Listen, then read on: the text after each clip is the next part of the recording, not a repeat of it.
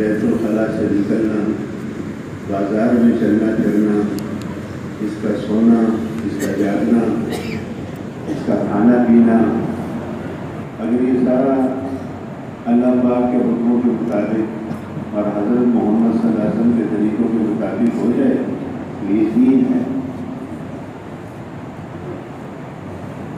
ہم دین جو ہے سمجھتے ہیں کہ بس صرف جو اللہ اور بندے کے درمیان احکامات ہیں وہی دین ہے، اس کے علاوہ جو چیزیں ہیں وہ تو ہماری دنیا ہے۔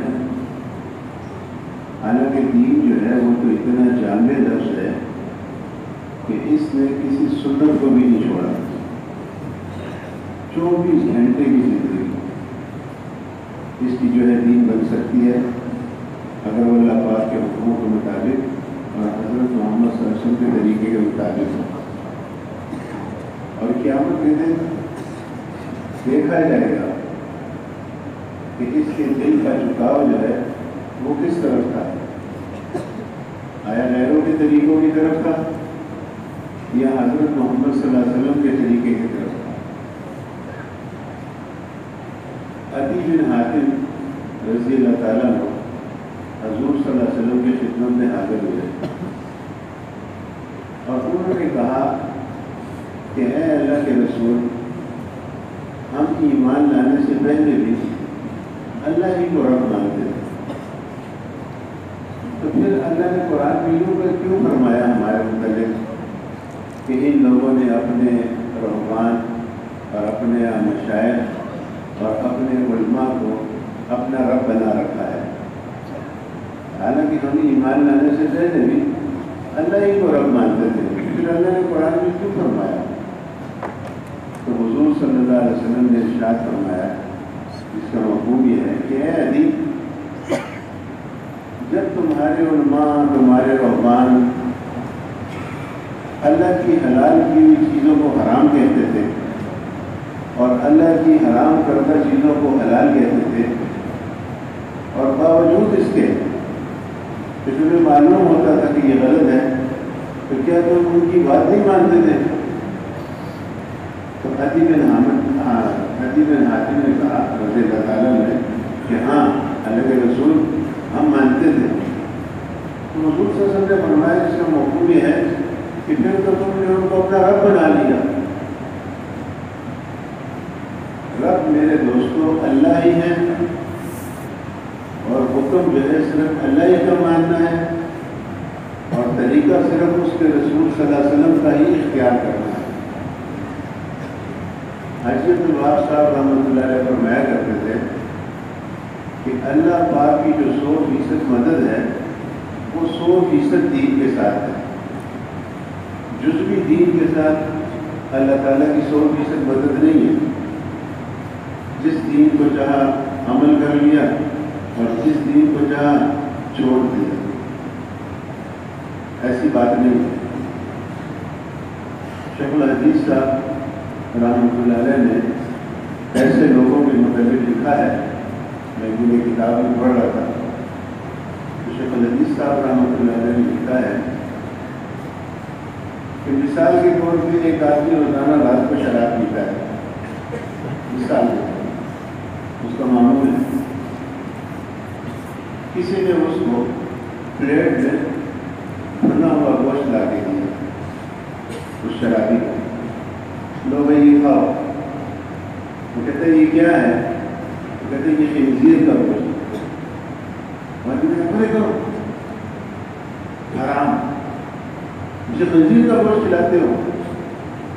تو شیخ الحدیث صاحب رحمۃ اللہ علیہ نے لکھا ہے کہ جس طرح شراب حرام ہے اسی طرح خنزیر بھی حرام ہے، لیکن شراب کو اس کا جی چاہتا ہے وہ روزانہ پیتا ہے، خنزیر کو جی نہیں چاہتا تو اس کو نہیں کھاتا۔ تو شیخ الحدیث صاحب نے لکھا ہے اسی طرح ہمارے دین کا بھی حال ہے، جس دین پہ چاہا تو عمل کر لیا اور جس دین کو چاہا تو اس کو چھوڑ دیا، اس کے ساتھ اللہ تعالیٰ کی 100% مدد ہے۔ 100% مدد جو ہے وہ تو 100% دین پہ ہے۔ اسے کہتے ہیں کہ جو 100% دین پہ عمل کرتے ہیں ان کو دین پر استقامت ہے. اور ایمان کی نشانی ہی یہ ہے کہ جو ایمان والا ہوگا، جس کا دل ایمان سے بھرا ہوا ہوگا، جو ایمان کی محنت کرتا ہوگا، اس کی وجہ سے اس کے دل کے ایمان کی جو کیفیت ہے وہ مضبوط ہوگی، چمکدار ہوگی، خوبصورت ہوگی، خوشگوار ہوگی، وہ 100% دین پر عمل کرے گا. مولانا محمد یوسف صاحب رحمۃ اللہ فرماتے تھے آج ایک بات چل پڑی ہے، ظاہر کو نہ دیکھو، ایمان تو دل میں ہوتا ہے. حضرت فرماتے تھے اگر اس کے دل میں ایمان ہوتا تو یہ سنت کی شکل میں اس کے بدن سے ظاہر ہوتا ہے. کیونکہ انسان کا وجود جو ہے یہ اسلام کا مظہر ہے. جتنا ایمان اندر ہوگا اتنی بار کی زندگی اللہ کے حکم کے مطابق اور حضور صلی اللہ علیہ وسلم کے طریقے کے مطابق ہوگی. ہر آدمی اپنے ایمان کا اندازہ لگا سکتا ہے. علماء نے لکھا ہے کہ کسی کو اگر اپنا ایمان معلوم کرنا ہے تو مشکل کام نہیں ہے. اس کے لیے نہ کسی مفتی کے پاس جانے کی ضرورت ہے، نہ کسی مولوی کے پاس جانے کی ضرورت ہے، نہ کسی لیبارٹری کی ضرورت ہے. اپنے عمل کو دیکھ لیں، جہاں اللہ کا حکم پورا کر رہا ہے سمجھے ایمان ہے، جہاں اللہ کا حکم ٹوٹ رہا ہے اس سے اللہ کا حکم پورا نہیں ہوتا، ایمان کمزور ہے.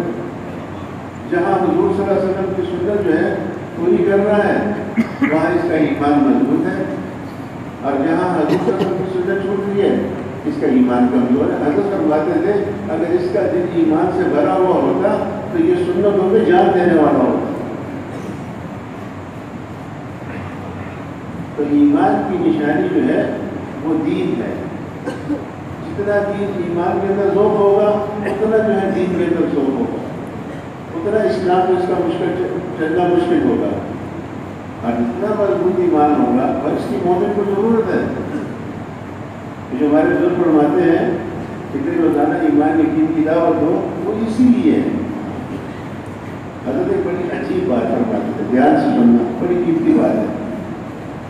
حضرت فرماتے تھے کہ ایمان یقین کی دعوت اس لیے ہے کیونکہ ایمان یقین کی دعوت میں ہم نے تو انبیاء علیہ السلام کے واقعات کو بیان کرنا ہے اور حضور صلی اللہ علیہ وسلم اور ان کے صحابہ کے واقعات کو بیان کرنا ہے. جو ہمارے 6 نمبر ہیں اس میں تو ہم نے انبیاء علیہ السلام اور صحابہ کرام کے ایمان کو بیان کرنا ہے، ان کی نماز کو بیان کرنا ہے، ان کے علم ذکر کو بیان کرنا ہے، ان کے اخلاق کو بیان کرنا ہے اور ان کی اخلاص کو بیان کرنا ہے، اور ان کے جو ہے تو پوری امت کے متعلق جو ان کے دل کے اندر غم اور فکر تھا اس کو بیان کرنا ہے.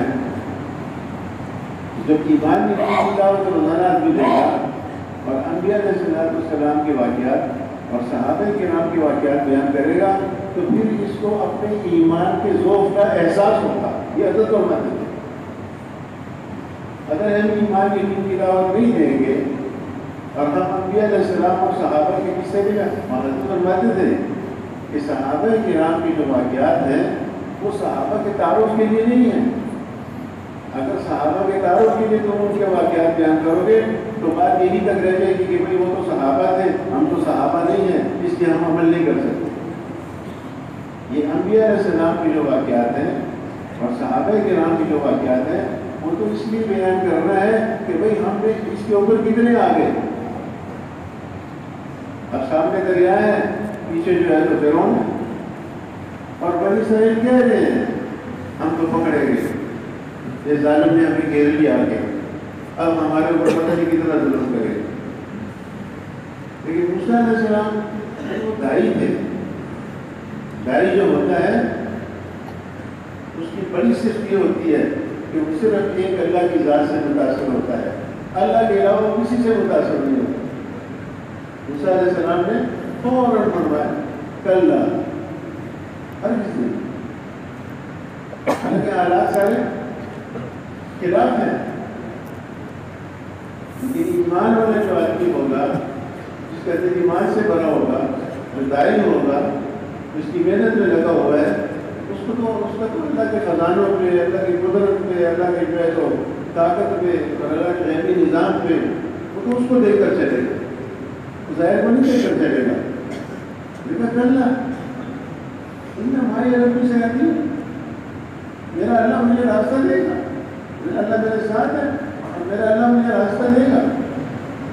تو 1 منٹ پہلے دریا اور پیچھے فرعون، اور 1 منٹ کے بعد جو ہے دریا میں راستے بنے ہوئے اور موسیٰ علیہ السلام اور بنی اسرائیل پار ہو گئے، اور فرعون اور اس کے لشکر کا آخری آدمی جب دریا میں، اللہ نے دریا کو حکم دے دیا۔ حضرت فرماتے تھے اللہ پاک 1 منٹ میں سب کچھ کر سکتے ہیں۔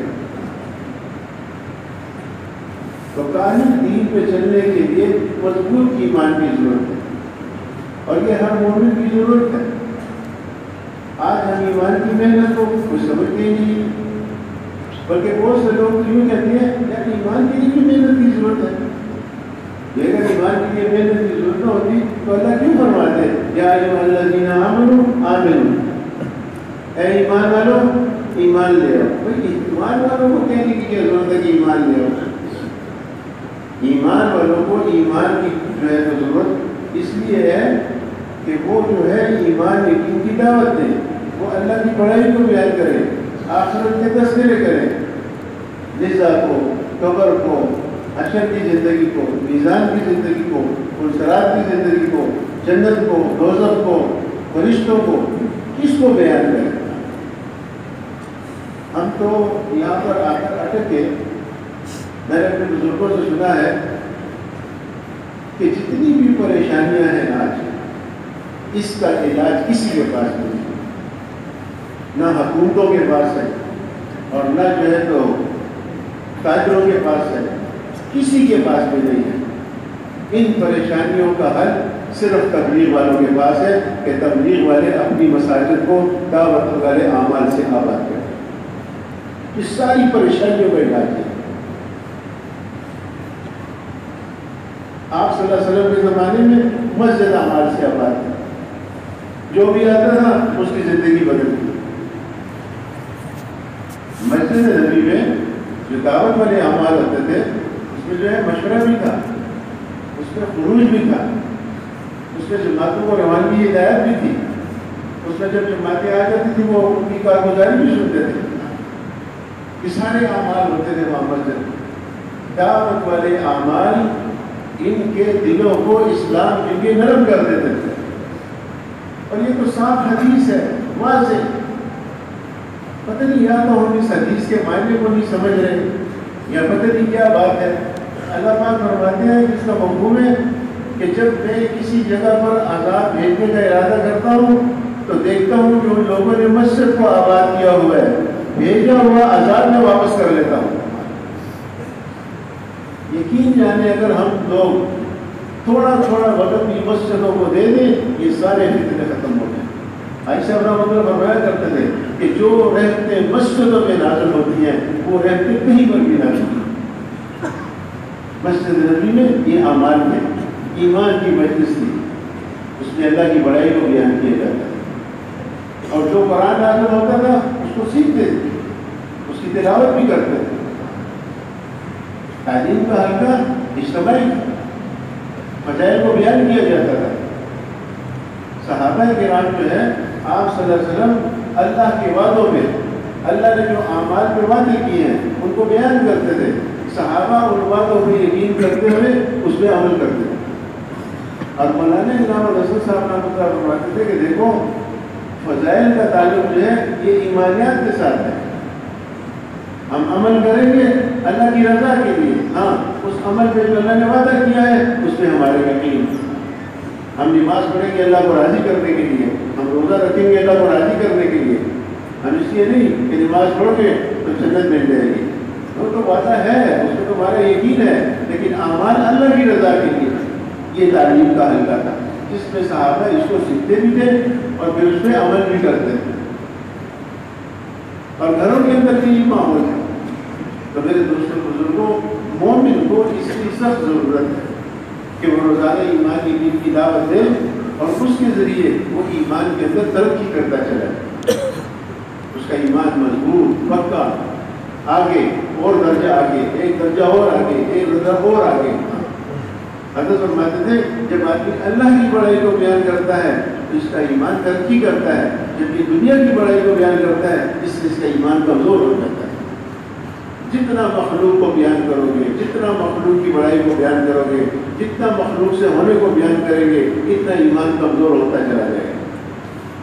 ہم یہاں ایک کمرے میں بیٹھے تھے، ایک آدمی آیا کسی سے پیسے مانگے، اس نے جیب سے پیسے نکالے تو وہ پرانے نوٹ دینے لگا۔ مولانا تنقادر صاحب بیٹھے تھے، اس نے کہا بھائی نئے نوٹ اس کو دو، پرانے نوٹ مت دو۔ جو لوگ نئے نوٹ سنبھال کے رکھتے ہیں اور پرانے نوٹ لوگوں کو دیتے ہیں، اس سے بھی ایمان کمزور ہوتا ہے۔ ایمان ایسی چیز نہیں۔ صحابہ کو تو ہر وقت اپنے ایمان کا فکر لگا رہتا تھا کہ بھئی ہمارا کیا بنے گا، اور ایمان کا اپنا علم ہے۔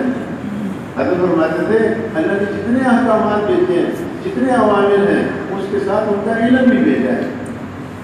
نماز اللہ کا امر ہے، نماز کا علم بھی ساتھ بھیجا۔ روزہ اللہ کا امر ہے، روزے کا علم بھی ساتھ بھیجا۔ حج اللہ کا امر ہے، حج کا علم بھی ساتھ بھیجا۔ ایمان لانا بھی اللہ کا امر ہے، ایمان کا بھی علم ہے۔ اب آج لوگوں کو کہتے ہیں ایمان کا کیا علم ہے؟ حضرت فرماتے تھے ایمان کا علم یہ ہے کہ ایمان کا علم ایمان کی علامات کی تلاش کرو، ایمان کی جو علامتیں ہیں اس میں تلاش کرو۔ ایک صحابی ہے حضور صلی اللہ علیہ وسلم کے پاس، یا رسول اللہ صلی اللہ علیہ وسلم ایمان کیا ہے؟ فرمایا اخلاص۔ ایمان کیا ہے؟ اخلاص۔ دوسرا صحابی ہے اے اللہ کے رسول ایمان کیا ہے؟ فرمایا کہ نیکی کرے تیرے دل کو خوش کر دے، گناہ کرے تیرے دل کو رنجیدہ کر دے، یہ ہے ایمان۔ راجہ فرماتے تھے جب ایمان کی دعوت ہوگے اور اس دعوت کے اندر انبیاء علیہ السلام اور صحابہ کرام کے اعمال کو بیان کرو گے، ان کے ایمان کو، ان کے تقوی کو، ان کے توکل کو، ان کے جو اللہ کے اوپر بھروسہ ہے، انہیں جو اللہ کے وعدوں پہ یقین ہے، جب اس کو بیان کرو گے پھر تمہیں اپنے ایمان کے ذوق کا احساس ہوگا۔ پھر تم کو یار یہ تو میرے اندر نہیں ہے، یہ تو میرے اندر نہیں ہے۔ عمر رضی اللہ تعالیٰ نے ابی بن کعب رضی اللہ تعالیٰ سے پوچھا، بہت بڑے مفتی تھے، اس نے کہا ہے ابی یہ بتاؤ تقویٰ کسے کہتے ہیں؟ ابی بن کعب رضی اللہ تعالیٰ نے کہا امیر المومنین کبھی آپ ایسے راستے پہ گئے ہیں کہ تنگ راستہ ہو اور دونوں طرف جو ہے کانٹے دار جھاڑیاں ہوں اور آپ اپنے کپڑوں کو کبھی اس طرف سے بچا کے کبھی اس طرف سے بچا کے ایسے راستے پہ کبھی گئے ہیں؟ حضرت عمر نے فرمایا ہاں گیا ہوں۔ تو کیا ہوا؟ انہوں نے کہا تقویٰ اسی کو کہتے ہیں، جس کے اندر تقویٰ ہوگا اس کی نشانی یہ ہے کہ وہ اپنے آپ کو گناہوں سے اسی طرح بچائے گا۔ اب جو آدمی اپنے آپ کو گناہوں سے نہیں بچا سکتا وہ سمجھ لے کہ میرے اندر تقوی کی کمی ہے۔ تو یہ ایمان جو ہے اس کے اپنے درجے ہیں۔ علماء نے لکھا ہے کہ نماز کے لیے کمزور ایمان بھی چل جاتا ہے، لیکن پرایا حق، پرائے پیسے، پرائے پلاٹ، پرائی زمینیں، بہن بیٹی کو اس کا حق دینا، اس کے لیے پہاڑوں جتنا ایمان چاہیے۔ نماز کے لیے کمزور ایمان بھی چل جائے گا، لیکن کسی سے قرضہ لیا ہے یہ واپس کرنا اس کے پیسے، اس کے لیے پہاڑوں جتنا ایمان چاہیے۔ بہت سے لوگوں کے پاس ہوتے ہیں، مانگتا بھی ہے میرا قرض دیا تھا تجھے مجھے دے دینا، یار دے دوں گا، کیا ہے ذرا صبر کرنا ہے۔ اب یہ ایمان کی کمزوری ہے، لین دین کے لیے، معاملات کے لیے، اس کے لیے ایمان جو ہے پہاڑوں میں، یہ ایمان کی دعوت صحابہ اس کو دیتے ہیں۔ ایک صحابی نے دوسرے سے کہا آؤ تھوڑی دیر کے لیے اللہ پہ ایمان لے آئے، وہ بگڑ گئے، ناراض ہو گئے اور اللہ کے رسول کے پاس چلے گئے۔ اللہ کے رسول ہم نے تو ہر وقت اللہ پہ ایمان لایا ہے اور یہ مجھے کہہ رہا ہے کہ آؤ تھوڑی دیر کے لیے اللہ پہ ایمان لائیں۔ آپ صلی اللہ علیہ وسلم سمجھ گئے، آپ نے ارشاد فرمایا جس کا مفہوم یہ ہے، اس کا یہ مطلب نہیں ہے، اس کا مطلب یہ ہے کہ آؤ بیٹھو تھوڑی دیر اللہ کی بڑائی کے تذکرے کرو۔ مسجد میں بھی یہ تذکرہ ہو، گھروں کے اندر بھی یہ تذکرہ ہو۔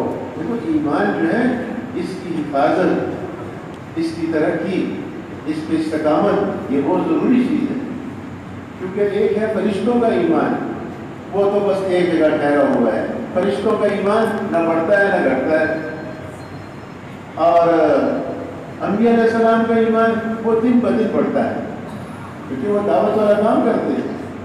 اور مومن کا ایمان جب ایمان کی محنت کرے گا اس کا ایمان بڑھے گا، جب ایمان کی محنت نہیں کرے گا تو وہیں پر نہیں ٹھہرے گا، پھر وہ نیچے آئے گا۔ آپ نے دیکھا ہوگا یہ جو سخت پہاڑی علاقے ہوتے ہیں اس میں جب بڑے بڑے ٹرک جو ہے سامان سے لوڈ بڑے آہستہ آہستہ چلتے ہیں، آہستہ آہستہ، تو کسی جگہ بڑی سخت چڑھائی آ جاتی ہے تو وہ ٹرک رک جاتا ہے، تو وہ ٹرک رکتا نہیں ہے، پھر وہ پیچھے آتا ہے۔ آپ نے دیکھا ہوگا وہ کنڈکٹر لوگ جو ہے ایک دم چلا کے لگاتے ہیں ٹرک سے، اور اس کے ٹائر کے پیچھے پتھر رکھتے ہیں اور پتہ نہیں کیا کیا چیزیں رکھتے ہیں تاکہ یہ واپس ہو جائے۔ ایمان بھی اسی طرح ہے، اگر ایمان کی محنت کریں گے ایمان بڑھے گا، اگر ایمان کی محنت نہیں کریں گے ایمان دن بدن گھٹے گا۔ ایک ایمان کی نشانی یہ بھی ہے، ایک تو یہ کہ اللہ کے احکامات حضور کے طریقے اس کی زندگی سے ظاہر ہوں گے، ایک ایمان کی نشانی یہ بھی ہے کہ ایمان والا جو ہوگا اس کا اللہ کے وعدوں پہ یقین ہوگا، وہ ظاہر کو دیکھ کر نہیں چلے گا، وہ اللہ کے وعدوں کو دیکھ کر چلے گا۔ صحابہ اور منافقین میں یہی فرق ہے، قرآن پاک میں بھی اس کا تذکرہ ہے۔ صحابہ جو ہے وہ حکم کو دیکھ کر چلتے تھے، منافقین جو تھے وہ حالات کو دیکھ کر چلتے تھے۔ صحابہ حکم آ گیا، حالات جیسے بھی ہیں، جیسے تبوک میں حکم آ گیا نکلو، اب پکی کھجوریں ہیں اور سب گرمی ہے، لیکن اللہ کا حکم آ گیا نکلو، پر نکلو، حالانکہ قرض دار بھی ہیں، اور منافق جو تھے وہ کہتے گرمی ہے اور تم رزق کو چھوڑ کے کہاں جا رہے ہو؟ صحابہ جواب دیتے تھے ہم رزق کو چھوڑ کے رزاق کے پاس جا رہے ہیں۔ تو جو ایمان والا ہوگا وہ امر کو دیکھ کر چلے گا، حکم کو دیکھ کر چلے گا، وہ حالات کو نہیں دیکھے گا۔ اس لیے جو ہے جب اللہ نے یہ دیکھا تو اللہ نے قرآن میں فرمایا ما وعدنا اللہ ورسولہ وصدق اللہ ورسولہ وحاذا ایمان و تسلیما۔ جب حکم آتا تھا تو صحابہ یوں کہتے تھے کہ اللہ اور رسول نے جو وعدہ کیا ہے ہمارا اس میں یقین ہے، یہ حق ہے اور ہم اس کو مانتے ہیں۔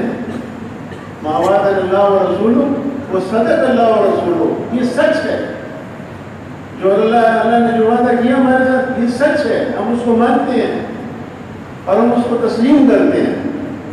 اور یہ کافر لوگ اور منافق لوگ کہتے تھے ما وعدنا اللہ ورسولہ الا غرورا، کہ اللہ اور رسول نے جو وعدہ کیا ہے نعوذ باللہ یہ دھوکہ ہے، دھوکے میں مت پڑو۔ حالات کیا ہے میں اب آپ کو کیا سناؤں؟ اللہ، یہ ایمان کیا چیز ہے؟ حضرت اس کو بیان کی، حضرت فرماتے تھے کہ اللہ تعالیٰ نے صحابہ کے ساتھ جتنے بھی وعدے کیے ہیں تنگ حالات میں کیے، یہ ایمان کا امتحان ہے۔ اللہ نے جتنے بھی وعدے کیے ہیں اکثر تنگ حالات میں کیے ہیں۔ حدیبیہ میں فتح کا وعدہ، جب حدیبیہ میں گئے تو علماء نے لکھا ہے حدیبیہ میں ایک منافق بھی نہیں گیا، تبوک میں بھی نہیں گئے، حدیبیہ میں بھی نہیں گئے، ایک منافق بھی نہیں گیا، بلکہ تبوک میں تو لوگوں کو بھی روکتے تھے، اور حدیبیہ کے وقت ان کو یہ جو ہے شک ہو گیا تھا کہ کافر جو ہے مکے کے لوگ ان کو مشرکین عمرہ کرنے کے لیے چھوڑیں گے نہیں، اور یہ تو عمرے کے ارادے سے راستے میں روک لیا۔ اب اتنی دم کی صلح کی اور ان کی ساری شرطیں مانی کافروں کی، اور جو ہے تو وہ مجدد رضی اللہ کا جو واقعہ ہے اس کو بھی نہیں دیا، اور جو ہے تو فتح کی کوئی چیز بھی نہیں ہے، اور عمرہ بھی نہیں کرنے دیا اور واپس بھی کر دیا۔ اور شیطان یہ کہتا تھا کہ اگر یہ حق پہ ہوتے اور نعوذ باللہ حضور صلی اللہ علیہ وسلم حق پہ ہوتے، سچے ہوتے، تو پھر یہ عمرہ کیوں نہ کرتے؟ اور اللہ نے جو ہے ایسے حالات میں صحابہ ہی عمر مانتے ہیں، تم تو مکے کو فتح ہونا بڑی فتح کہتے ہو، ہم حدیبیہ کو بڑی فتح کہتے ہیں، کیونکہ اللہ پاک نے صاف اعلان کر دیا انا فتحنا لک فتحا مبینا، ہم نے آپ کو بڑی فتح دے دی۔ اور صحابہ ہی کہہ رہے ہیں ما وعدنا اللہ ورسولہ وصدق اللہ ورسولہ، اللہ نے جو وعدہ کیا ظاہر میں کوئی فتح کی چیز نہیں ہے، حدیبیہ میں کوئی چیز ہے نہیں فتح کی۔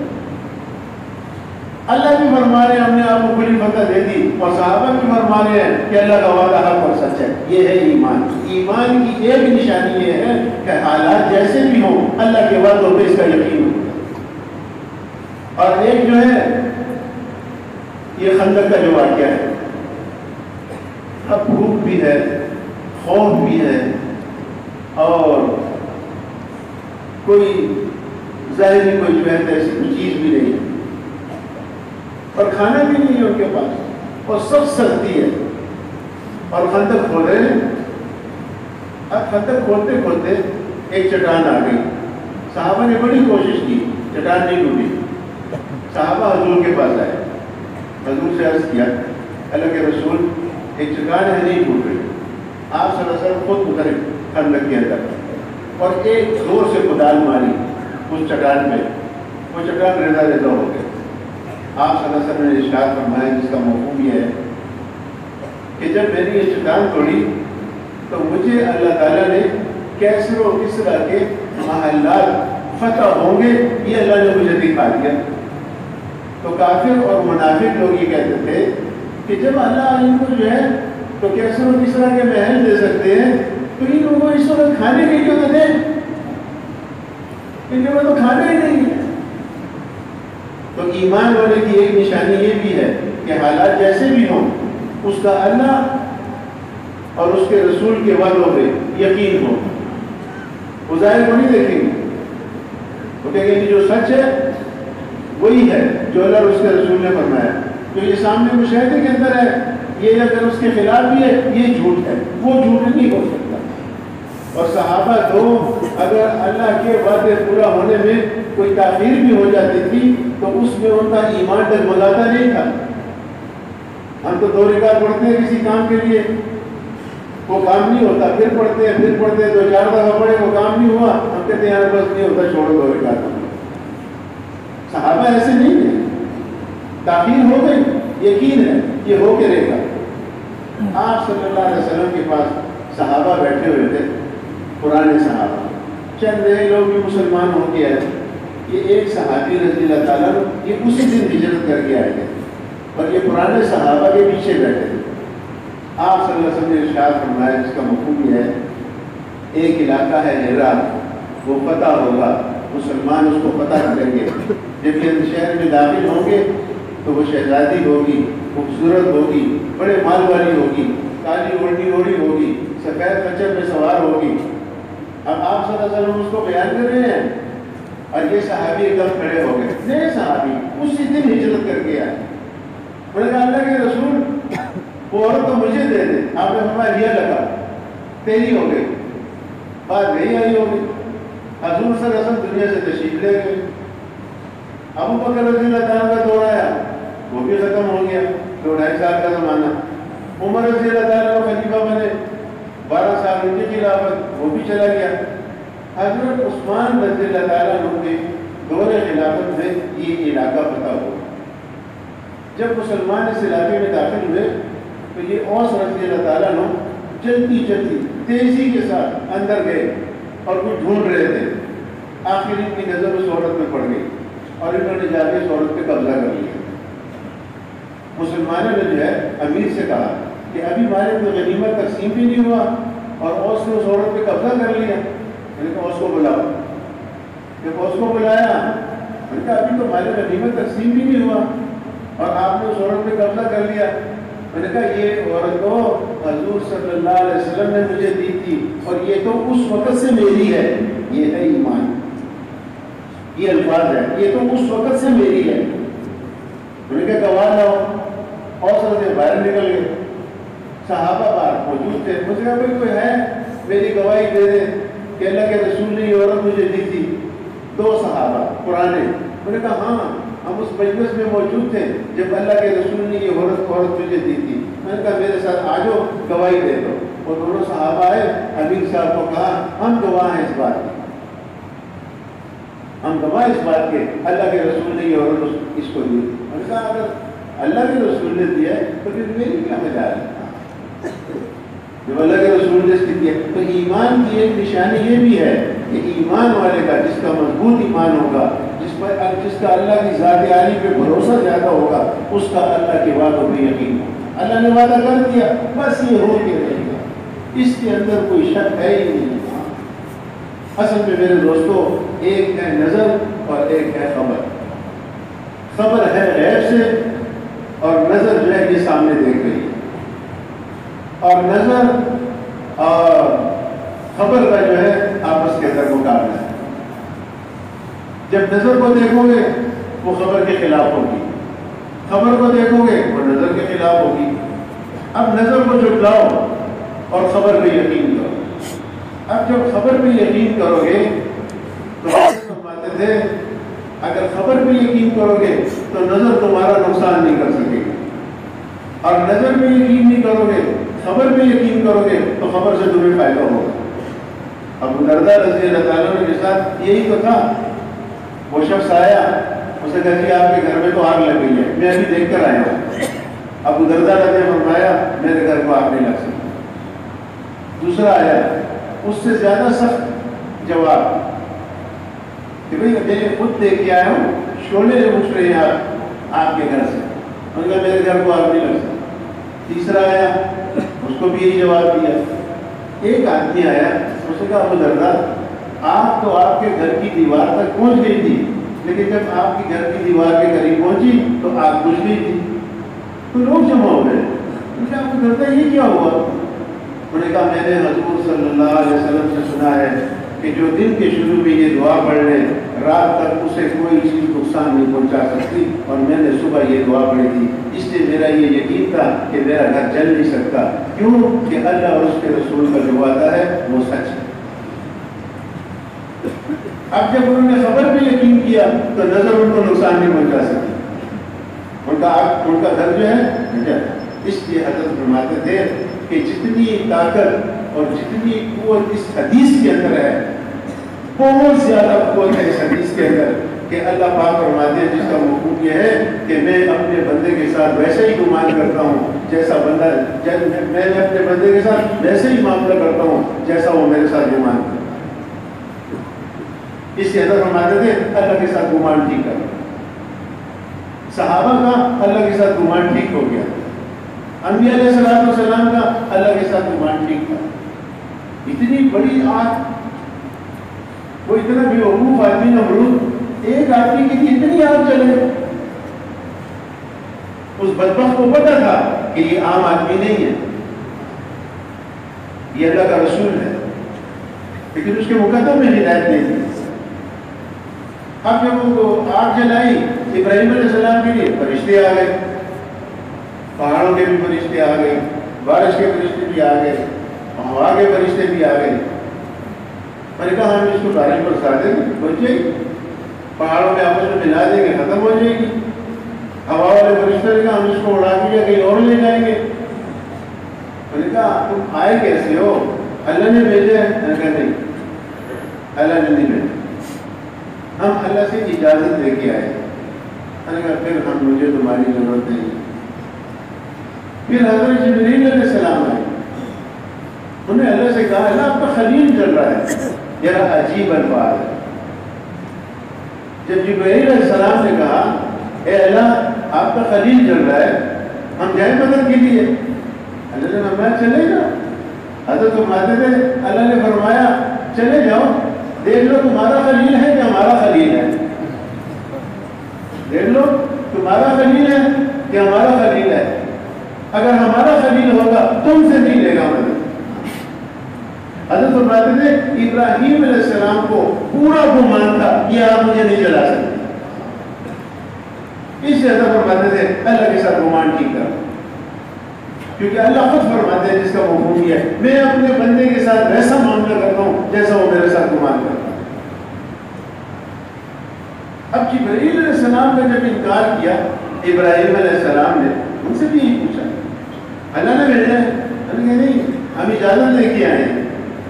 پھر ابراہیم علیہ اما علیہ کا بلا مجھے نہیں دو حسبی اللہ، بس میرے لیے ایک اللہ کافی ہے، حسبی اللہ میرے لیے ایک اللہ کافی ہے۔ جب اللہ پاک نے دیکھا تو حضرت فرماتے تھے کہ اللہ نے یوں فرمایا کہ اے ابراہیم جب تم نے اپنے اور ہمارے درمیان کوئی مخلوق نہیں لائی، اب ہم بھی اپنے اور تیرے درمیان کوئی مخلوق نہیں لائیں گے۔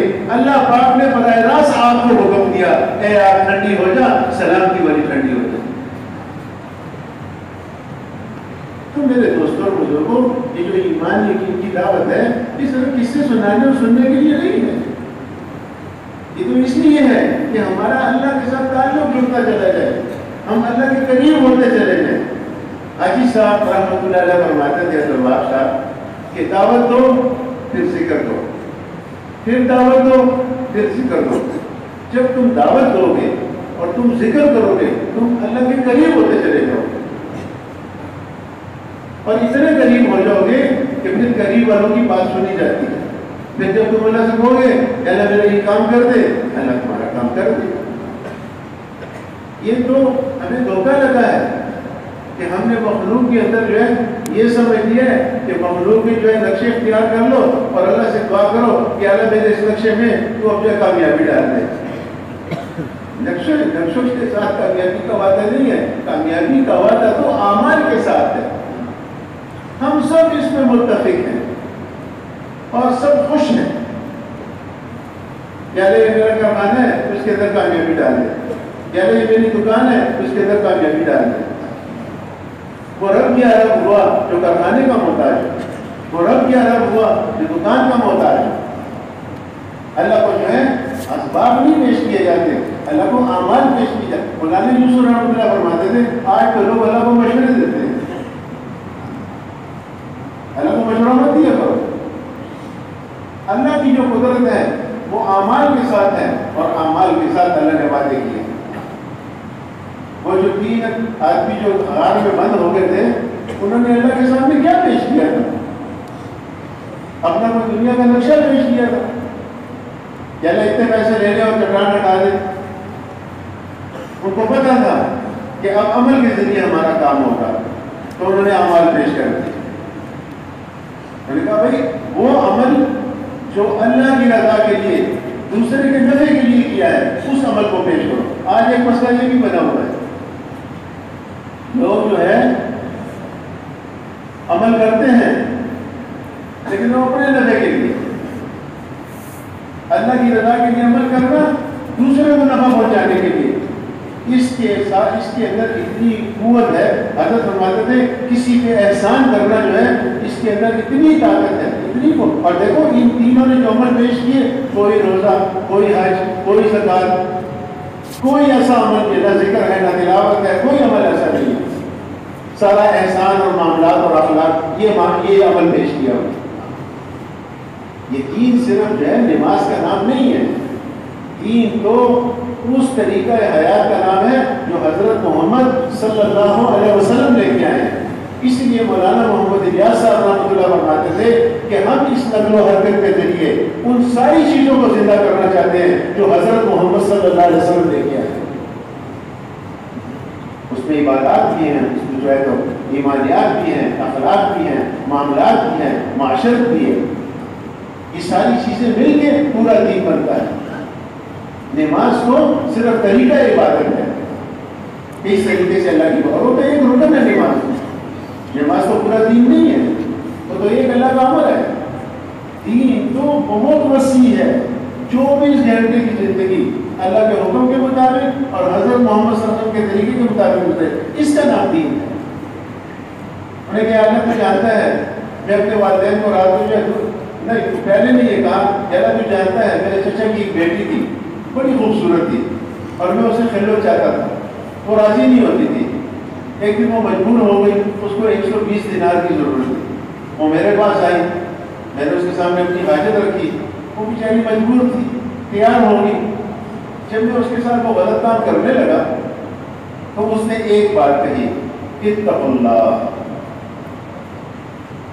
دیکھ اللہ سے ڈر۔ کس سے ڈر؟ اللہ۔ آپ صلی اللہ علیہ وسلم نے پناہ مانگی ہے اس دل سے جس دل کے اندر اللہ کا خوف ہو۔ اللہ سے ڈر، مہر کو نہ توڑ۔ وہ گھبرا گیا، اڑ گیا، ارادہ کر دیا، اس کا 120 دینار۔ اس نے تم نے تو اپنی حاجت پوری نہیں کی، انہوں نے کہا یہ بس میں تیرے ساتھ احسان کرتا ہوں، میں اللہ سے ڈر گیا کہ اللہ اگر یہ عمل میں نے تیرے لیے کیا ہے تو ہمیں اس رات سے جو ہے نجات ہے، تھوڑا سا پتھر سے رہ گیا، باہر نہیں نکل سکتے۔ حضرت فرماتے تھے کہ جو احسان ہے نا کسی پہ احسان کرنا، اس عمل کے اندر بڑی قوت اللہ نے رکھی ہے، چٹان ہٹ گئی۔ دوسرے نے کہا یا اللہ تجھے معلوم ہے میں اپنے والدین کی خدمت کرتا تھا، رات کو ان کو دودھ پلایا کرتا تھا، ایک دن وہ جلدی سو گئے اور میں نے اس کے بعد اپنے بچوں کو بھی پلاتا تھا، تو میں دودھ کا پیالہ لے کے کھڑا رہا کہ اب جا کے پلاؤں گا، اب جا کے پلاؤں گا، بچے مانگتے رہے، مجھے اچھا نہ لگا کہ والدین سے پہلے بچوں کو پلاؤں۔ تو یا اللہ ساری رات گزر گئی، جب صبح وہ اٹھے تو میں نے ان کو دودھ پلایا، اس کے بعد اپنے بچوں کو پلایا۔ یا اللہ اگر یہ جو ہے میں نے آج تو میرے دوستوں کو ضرور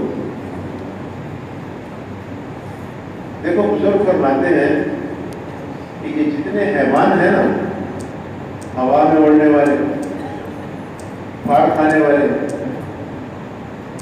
یہ دریاؤں کے اندر، سمندروں کے اندر یہ جتنے بھی جانور ہیں نا، یہ اپنے ماں باپ کو اس وقت تک جانتے ہیں جب تک یہ بڑے نہیں ہو جاتے۔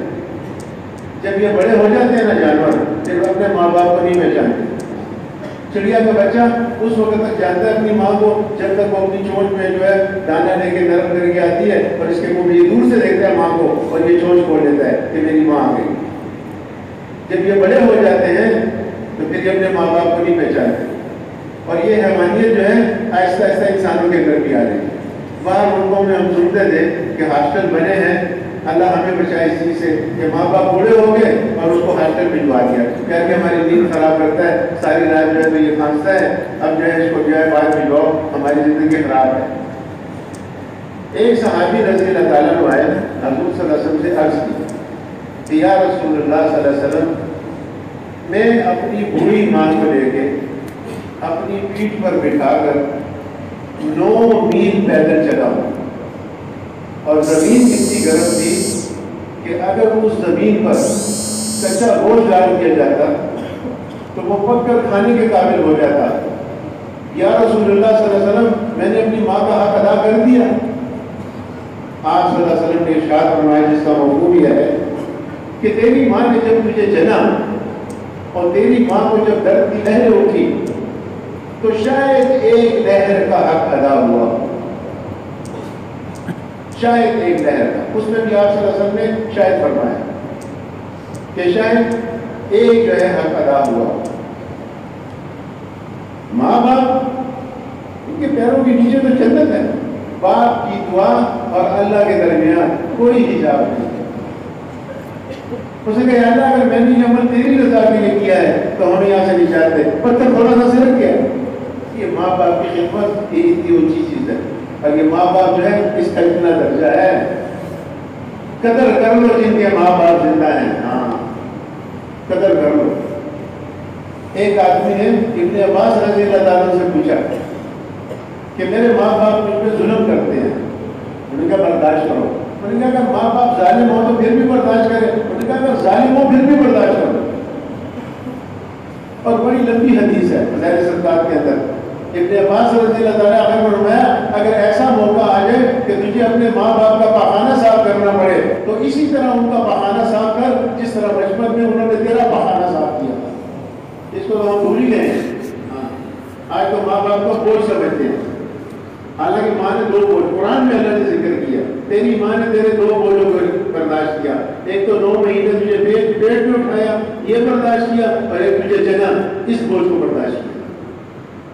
آج میں اس کو بھول گیا، وہ چٹان ہٹ گئی۔ تیسرے نے کہا اللہ میرا ایک ملازم تھا، وہ اس کے کچھ پیسے بنتے تھے تنخواہ کے، وہ ایک دم غائب ہو گیا اور وہ پیسے میرے پاس ہی چھوڑ کے چلا گیا۔ میں نے اس کی ایک بکری خرید تھی، صحرا میں چھوڑ دی، اس سے 2 ہو گئی، 3 ہو گئی، 4 ہو گئی، ایک بڑا ریوڑ بن گیا۔ یہ آدمی کئی سالوں کے بعد آیا، اس نے کہا میری کچھ مزدوری تیرے پاس رہ گئی تھی، میں کسی ضروری کام سے چلا گیا تو اس سے مل نہ سکا، اب میں آیا ہوں میری مزدوری دے دے۔ انہوں نے کہا یہ ریوڑ لے لے۔ اس آدمی نے کہا مذاق نہ کر میرے ساتھ، مذاق نہ کر، میری مزدوری مجھے دے۔ ان کا مذاق نہیں کرتا، یہ واقعی تیرا ریوڑ ہے، اور سارا ریوڑ اس کو دے دیا۔ اس نے کہا اللہ اگر یہ عمل میں نے تیری رضا کے لیے کیا ہے تو ہمیں جو ہے یہاں سے آزاد کر۔ کہتے چٹان جو ہے ہٹ گئی اور وہ جو ہے کھل گئی۔ اللہ کو عمل پیش کرے آدمی، اللہ یہ میرا عمل ہے، یہ میری حاجت ہے، اللہ تو میری حاجت پوری کر۔ نبیوں نے تو اور صحابہ نے وہ تو اللہ سے براہ راست مدد مانگی ہے، کسی کے ذریعے سے مدد نہیں مانگی. وہ تو اللہ پاک نے پھر خود فرشتوں کو بھیجا ہے. اللہ پاک نے خود غیبی نظام چلایا ہے. اور لوگ کہتے ہیں بھائی مغفرت، حضرت فرماتے تھے مولانا الیاس رحمۃ اللہ کا مقبول ہے، بھائی مغفرت تو اس باغ کا پہلا پھل ہے. مغفرت تو اس باغ کا پہلا پھل ہے. بس حضرت فرماتے تھے اکرام مسلم کا نمبر جو ہے تب زندہ ہوگا کہ گناہ کرنے والے کو گناہ کے ماحول سے نکالے. اگر گناہ کرنے والا اپنے گناہ کے ماحول میں رہے گا یہ گناہ سے نہیں ہٹے گا. استغفار کرے گا پھر گناہ کرے گا، استغفار کرے گا پھر گناہ کرے گا، کیونکہ اس کا ماحول گناہ والا ہے. وہ جو بخاری شریف میں اس آدمی کا تذکرہ ہے جس نے جو ہے تو 99 قتل کیے تھے، تو وہ یہی حال تھا. وہ قتل کرتا تھا پھر اس کا دل نجامت کرتا تھا اور توبہ کو جی چاہتا تھا، لیکن پھر دوسرا قتل کر اس کا ماحول نہیں بدلا. 99 قتل کر دیا اس نے. آخر ایک رحم کے پاس گیا، عبادت گزار آدمی تھا. وہ اس کو کہا میں نے 99 قتل کیے ہیں، میری مغفرت ہو سکتی ہے؟ اس نے کہا تیری جہنم میں جانے کے لیے ایک قتل ہی کافی ہے، چل جائے کہ 99 قتل تیری مغفرت نہ ہوگی، چل یہاں سے. اس نے کہا اچھا. اس نے تلوار نکالی، اس نے کہا 99 سے اب 100 ہو گئے، تجھے بھی قتل کرتا ہوں. اس کو بھی قتل کر دیا. برا بن عازب رضی اللہ تعالیٰ نے ایک صحابی ہیں، وہ فرماتے ہیں اللہ تعالیٰ اس شخص کو کبھی ہلاک نہیں کریں گے جو گناہ کر کے توبہ کرے گا. اللہ پاک اس کو ہلاک کریں گے جو لوگوں کو اللہ کی رحمت سے مایوس کرے گا. جو اللہ کی رحمت سے مایوس کرے گا اللہ اس کو ہلاک کرے گا. جو گناہ کر کے توبہ کرے گا اللہ اس کو ہلاک نہیں کرے گا. اور یہ تو اللہ نے فرمایا کہ اگر تم لوگ گناہ نہیں کرو گے اور پھر توبہ نہیں کرو گے تو میں تمہیں ہٹا دوں گا، تمہاری جگہ ایسے لوگوں کو لے آؤں گا کہ جو تو گناہ کرے پھر اس کے بعد توبہ کرے. اور حضرت فرماتے تھے یہ اللہ نے اس لیے فرمایا کہ اللہ اپنی غفاری والی صفت کو ظاہر کرنا چاہتے ہیں. اگر ایسا نہ ہوتا تو اللہ کی غفاری والی صفت کہاں سے جو ہے ظاہر ہوتی. یہ تو اللہ تعالیٰ نے اپنی غفاری والی صفت ظاہر کرنے کے لیے کہا کہ ٹھیک ہے گناہ ہو گیا اب توبہ کرو، اللہ سے معافی مانگو. اس نے اس شخص کو اللہ کی رحمت سے مایوس کیا کہ تیری مغفرت نہیں ہو سکتی، خود ہلاک ہو گیا، اس کو بھی قتل کر دیا. لیکن اس کے اندر سچی طلب تھی. وہ ایک عالم کے پاس گیا جو صحیح عالم تھا. دیکھو ہمیں بھی علماء سے مسئلے پوچھنے چاہیے، ہر آدمی سے مسئلہ نہیں پوچھنا چاہیے. تو یہ حاجی صاحب ایسے مسئلہ پوچھ لو، کوئی داڑھی والا ہے کوئی تبلیغ والا اس سے مسئلہ کوئی نہیں بھائی، بلکہ ہمارے بزرگ فرماتے ہیں مسئلے تو مفتی صاحبان سے پوچھنے چاہیے. بعض علماء بھی جو ہے اگر آپ مسئلہ پوچھنے چلے جائیں گے تو کہتے ہیں مفتی صاحب کے پاس جاؤ. اور جب مفتی صاحب کے پاس جاؤ گے اکثر مفتی صاحبان بھی ایسی مسئلہ نہیں بتاتے، وہ کہتے ہیں بھائی لکھ کے دو، آپ اپنا مسئلہ لکھ کے دو، ہم آپ کو جواب لکھ کے دیں گے. ہر آدمی سے مسئلہ پوچھنا. وہ عالم تھے ماشاءاللہ. جب اسے پوچھا حضرت فرماتے تھے علماء ہماری رہبری فرمائیں گے. یہ حضرت کے الفاظ، علماء ہماری رہبری فرمائیں گے کیونکہ ان کے پاس علم ہے. جب اس سے پوچھا میری مغفرت ہو سکتی ہے 100 قتل کیے؟ میں نے کہا ہاں 100 قتل کیا ہے. اللہ کی رحمت اتنی وسیع ہے کہ اگر زمین سے لے کے آسمان تک بھی کسی کے گناہ ہو، حالانکہ اتنے گناہ کسی کے ہو نہیں سکتے، اللہ پاک اس کو بھی معاف کرتا ہے. بس یہ شرط ہے کہ تو اس بستی کو چھوڑ دے، اور وہ فلاں بستی ہے، اس بستی میں نیک لوگ رہتے ہیں، رخ بھی طے کر دیا، تو وہاں چلا جا. اگر تو وہاں جا کے وقت گزارے گا امید ہے اللہ تعالیٰ تیرے گناہوں کو معاف کر دے گا. اب جب یہ اس بستی سے چلا، اب تھوڑا ہی چلا تھا، اس کا انتقال ہو گیا. رحمت کے فرشتے بھی آ گئے، عذاب کے فرشتے بھی آ گئے. رحمت کے فرشتوں نے کہا ہم لے جائیں گے، عذاب نے ہم کہا ہمیں حکم ہوا. اللہ سے پوچھا، اللہ نے فرمایا جہاں سے یہ چلا ہے اگر یہ راستہ زیادہ ہے اور جہاں اس نے جانا ہے وہ راستہ تھوڑا ہے پھر تو جنت کے فرشتے اس کو لے جائیں. اور جہاں سے یہ چلا ہے اگر یہ راستہ کم ہے اور جہاں جا رہا ہے پھر یہ راستہ زیادہ ہے تو پھر جہنم کے فرشتے لے جائیں. حدیث میں آتا ہے جس کا مفہوم یہ ہے کہ راستہ وہی زیادہ تھا جہاں اس سے جانا تھا اور وہ راستہ کم تھا جہاں سے یہ نکلا تھا. سنو بڑی عجیب بات ہے، یہ حضرت کے الفاظ ہے تقریباً مولانا یوسف صاحب رحمۃ اللہ علیہ فرمایا کرتے تھے، اللہ تعالیٰ نے زمین کو حکم دیا اور اپنا غیبی نظام چلا کے زمین کو جو ہے جس طرف جانا تھا اس راستے کو کم کر دیا، جہاں سے چلا تھا اس کو زیادہ کر دیا. اور حضرت فرماتے تھے 100 آدمی کے قتل کرنے والے کی توبہ کو قبول کرنے کے لیے اللہ نے زمین کے سارے نظام کو بدل دیا. خلاصہ حدیث کا یہ ہوا، خلاصہ حدیث کا یہ ہوا. اللہ پاک اتنے کریم ہے. اور مولانا محمد یوسف صاحب رحمۃ اللہ فرماتے تھے کہ جنت تو تمہیں رنگے میں مل جائے گی. رنگا جانتے ہو؟ پٹھان لوگ اس کو چونگے کہتے ہیں، ہم شہر کے لوگ اس کو چونگا کہتے ہیں. ایک بچہ اگر وہ سی ٹافیاں لے نا کسی دکاندار سے، دکاندار 2-4 ٹافی اس کو ایسے دے دیتے ہیں. اور فرمایا اس راستے مولانا یہاں سے رحمۃ اللہ فرمایا کرتے تھے کہ یہ دعوت تبلیغ کا کام اور یہ نقل و حرکت کوئی دین سیکھنے کا وقتی مکتب نہیں ہے. اس میں داخلہ لے لو اور دین کو سیکھ لو اور پھر چھٹی ہو گئی. نہیں، ایسا نہیں ہے. مولانا الیاس رحمۃ اللہ فرماتے تھے کہ اس نقل و حرکت کے اندر کلمہ نماز کا ٹھیک ہو جانا وہ تو ایسے ہے جیسے مکتب میں بچہ داخل ہوتے ہی الف با تا سا سیکھ لیتا ہے. اس نقل و حرکت کا مقصد تو یہ ہے کہ پوری کی پوری امت دوزخ کے راستے سے ہٹ گئے اور جنت میں جانے والے ہوں. اور مولانا یوسف صاحب رحمۃ اللہ فرماتے تھے اس محنت کے ذریعے، اس نقل و حرکت کے ذریعے ہم صحابہ کا طریقہ محنت زندہ کرنا چاہتے ہیں. یاد رکھو یہ بات، کامیابی دین کے اندر ہے اور دین آئے گا محنت سے. اور ہر محنت سے دین نہیں آئے گا، ہر محنت سے ہدایت نہیں پھیلے گی. وہ تو حضرت محمد صلی اللہ علیہ وسلم کی محنت کو جب حضرت محمد صلی اللہ علیہ وسلم کے طریقے سے کریں گے پھر اللہ پاک ہدایت کام کرے گا. جسے حضرت فرماتے تھے یہ جتنے بھی آپ دین کی بات پہنچانے کے جو رسمی طریقے ہیں یہ غیر مسنون ہے. مسنون طریقہ صرف ایک ہی ہے. دیکھو یہ جتنے آلات ہیں نا، مجھے بھی روزانہ میسج آتے ہیں، پتہ نہیں کو کیا کہہ رہا ہے، وہ کیا آگے لکھ رہا ہے، وہ کیا لکھ رہا ہے. بھائی اس سے ہدایت نہیں آئے گی. دیکھو میری بات یاد رکھو، یہ بزرگوں کی بات میں آپ کو بتا رہا ہوں. مشینی آلات جو ہے علم پیش کر سکتے ہیں، عمل پیش نہیں کر سکتے. عمل پیش کرنا یہ صرف انسان کی صفت ہے. اللہ نے جو ہدایت کا وعدہ کیا ہے وہ مجاہدے میں کیا ہے، اور مجاہدہ وہ صرف انسان ہی کر سکتا ہے، مشین اور آلات نہیں کر سکتے. اور کسی چیز کے ساتھ اللہ نے ہدایت کا وعدہ نہیں کیا. مجاہدے میں اللہ نے ہدایت کا وعدہ کیا. ہم ایسے بھی جواب پا کے بطور ہو رہے ہیں دین کا کام ہے، ٹھیک ہے، اچھی بات ہے، اچھی بات آپ نے لکھی ہوگی. اور دوسری بات یہ ہے کہ جو اثر قرآن اور حدیث میں ہے اور جو اثر انبیاء علیہ السلام اور صحابہ کے واقعات میں ہے وہ یہ عارضی چیزوں کے اندر ہی فلاں یوں کا ہے، فلاں یوں کا ہے، اور وہ میسجوں میں بھجوا رہے ہیں. اب یہ گشت جو ہے یہ سارے انبیاء علیہ السلام کی سنت ہے. اب گشت کرو، اس سے ہدایت عام ہوگی. اللہ کے راستے میں نکلو، اس سے ہدایت عام ہوگی. عمل جو ہے دیکھو، فرشتے جو ہیں وہ تو دکھائی نہیں دیتے، جنات جو ہیں وہ چھپے ہوئے ہیں، انسان جو ہے وہ سامنے ہے.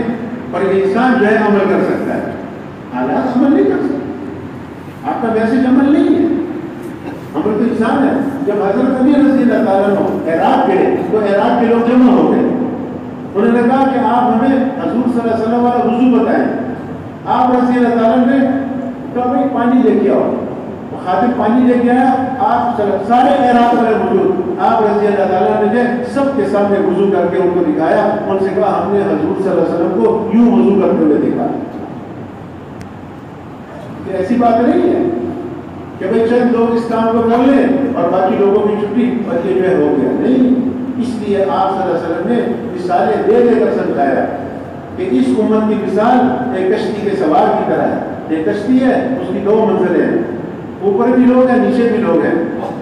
اب نیچے کے لوگ جو ہے پانی کے لیے اوپر جاتے ہیں بار بار. اب یہ اگر سوچیں کہ ہمارے بار بار جانے سے لوگوں کو تکلیف ہوتی ہے، اوپر نیچے جو ہے اس کی کشتی میں ایک سوار کر لیتے ہیں اور سمندر سے پانی لے لیں گے. اب اگر یہ سب جہاز والے مل کے، سب کشتی والے مل کے اگر اس کو روکیں گے نہیں تو سب کے سب ڈوبیں گے. اگر فرماتے تھے یہ نہیں لکھا آپ میں سے قرآن بچ جائیں گے، حاجی صاحبان بچ جائیں گے، زکات دینے والے بچ جائیں گے، روزے رکھنے والے بچ جائیں گے، یہ نہیں لکھا. سب کے سب ڈوبیں گے. دوسری حدیث میں یہ ہے کہ نیک لوگ جو ہے قیامت میں ان سے علیحدہ کر دیے جائیں گے برے لوگوں سے، لیکن دنیا میں جو ہے اس کا اثر سب کو پہنچے. اور حضرت فرماتے تھے حدیث میں آپ صلی اللہ علیہ وسلم فرمایا جس کا حکم ہے کہ ساری امت جو ہے یہ ایک جسم کی طرح ہے. اب کسی کے پاؤں کے انگوٹھے کا ناخن ٹوٹ گیا، اب پیر کا ناخن ٹوٹا، اب آنکھیں جا رہی ساری رات جا رہی، زبان وائے وائے وائے. بھائی ٹوٹا تو ہم پیر کا انگوٹھا ہے، انگوٹھے کا جو ہے ناخن ہے، یہ آنکھیں کیوں جا رہی ہیں؟ یہ زبان وائے کیوں کر رہی ہے؟ یہ کان جو اس کے اندر کیوں استعمال ہو رہے ہیں؟ جب ڈاکٹر دوا لکھ کے دے رہے ہیں تو یہ ڈاکٹر کی بات کو کیوں سن رہا ہے بار بار؟ تو پیر کا کام ہے پیر جانے. حضرت فرماتے تھے اگر امریکہ کے اندر کوئی مسلمان دین پہ نہیں چل رہا تو ہندوستان کے سارے مسلمانوں کو اس کے لیے فکر مند ہونا چاہیے.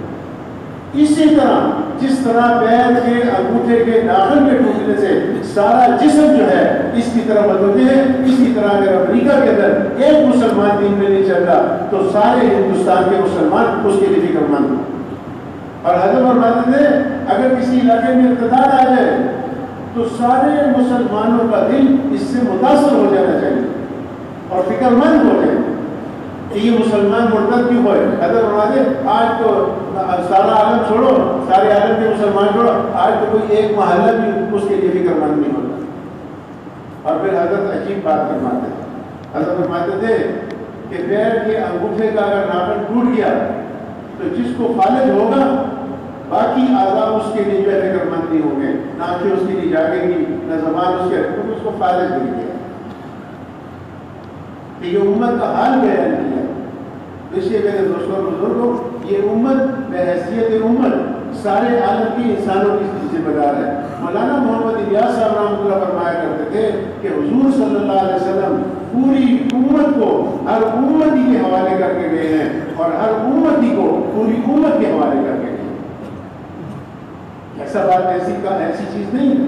یہ صحابہ جو پھیل گئے اور ساری دنیا میں چلے گئے اور ان کی قبریں وہاں پر بن گئی، آخر کچھ بات تو تھی نا. انہوں نے اس کو محسوس کیا کہ ہماری ذمہ داری ہے. حاجی صاحب عبدالوہاب صاحب رحمۃ اللہ فرمایا کرتے تھے کہ بھئی ہماری پوری کی پوری امت ذمہ دار ہے، مرد بھی ذمہ دار ہے، عورتیں بھی ذمہ دار ہیں، بچے بھی. حاجی صاحب تو یوں فرماتے تھے کبھی تم نے اپنی بیوی سے کہا ہے کہ اللہ پاک نے تجھے سارے عالم کے انسانوں کا ذمہ دار بنا کے بھیجا ہے؟ کبھی اپنی بیٹی سے کہا ہے، کبھی اپنی خالہ سے کہا ہے، کبھی اپنی پھوپھی سے کہا ہے؟ وہ تو ایک رشتہ ہی نبھاتے تھے. تمہاری دادی امت بھی ذمہ دار ہے، تمہاری نانی امت کی طرح، تمہاری نواسی، تمہاری پوتی، تمہارا لنگڑا، تمہارا لولہ، تمہارا صدر، تمہارا وزیر، پوری کی پوری امت جو ہے اسلام کی ذمہ دار ہے.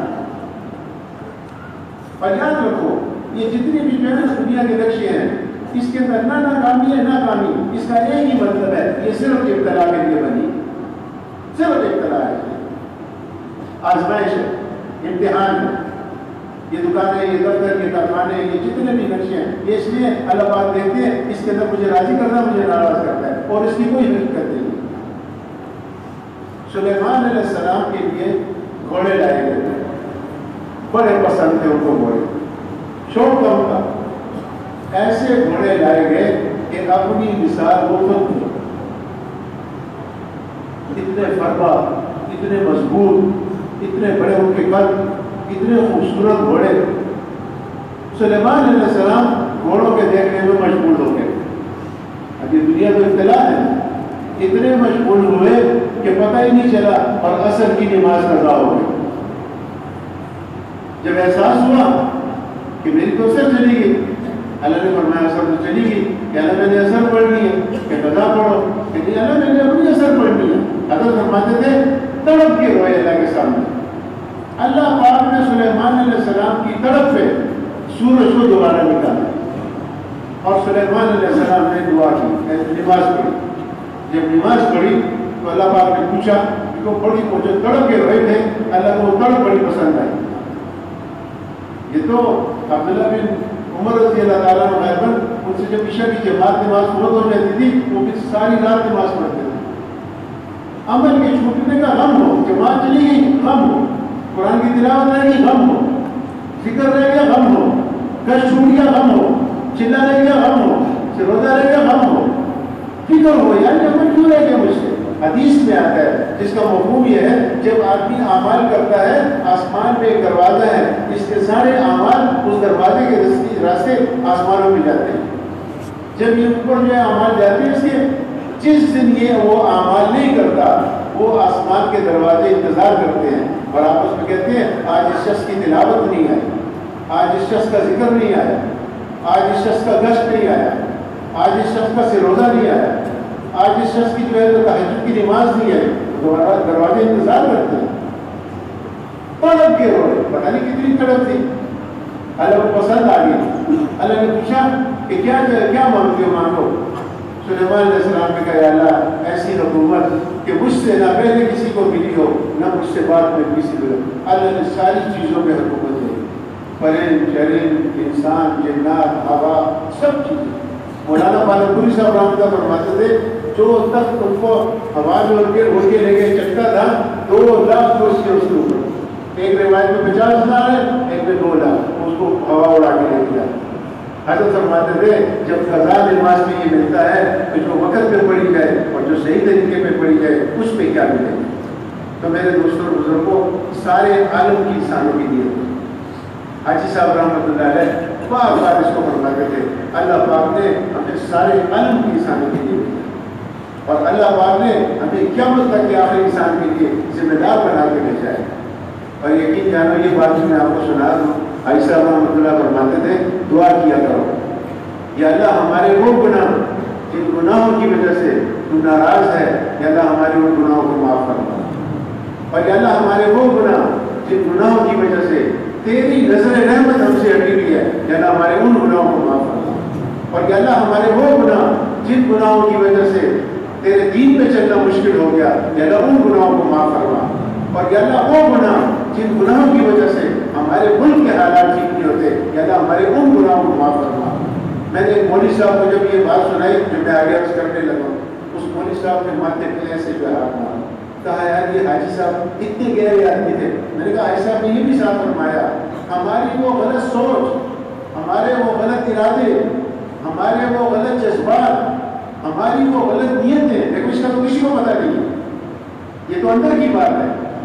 یہ عائشہ رحمۃ اللہ علیہ نے فرمایا کہ اللہ ہماری وہ غلط نیت، ہماری وہ غلط سوچ، ہمارے وہ غلط ارادے جن سے تو ناراض ہے، یا اللہ ہمارے وہ گناہوں کو بھی معاف کرنا. اور آخر میں حاجی صاحب نے فرمایا کہ یہ دعا تو ضرور کیا کرو کہ اللہ تم نے ہمیں سارے عالم کے انسانوں کا ذمہ دار بنا کے بھیجا، اور یا اللہ ہم نے ذمہ داری کو نہیں نبھایا کہ اللہ ہمارے جرم عظیم کو معاف کرنا.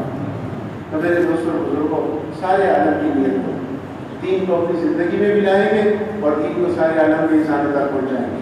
تو کیا خیال ارادہ ہے؟ آپ دیکھو خاموشی کے ساتھ جو بھائی کل سے 4 مہینے کے لیے نقد تیار ہے وہ فرما دیں کہ بھائی ہمارا یہ نام ہے اور یہ علاقہ ہے اور یہ بھائی جو ہے ان کے نام لکھے، ذرا تیز آواز میں کہیں تاکہ ان تک آواز پہنچ جائے. تو بتاؤ بھائی ماشاء اللہ.